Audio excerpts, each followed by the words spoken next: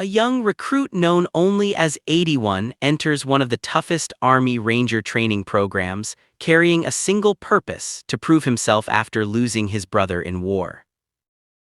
His final test begins deep inside a remote forest. At first it feels routine. Orders are clear, movements are sharp, weapons are loaded, but only with blanks, just another training mission. But something feels off. The forest is too quiet, no birds, no wind. Just a strange silence, like something is watching. Then they see it: burned ground, destruction that doesn't make sense. And before they can react, it strikes.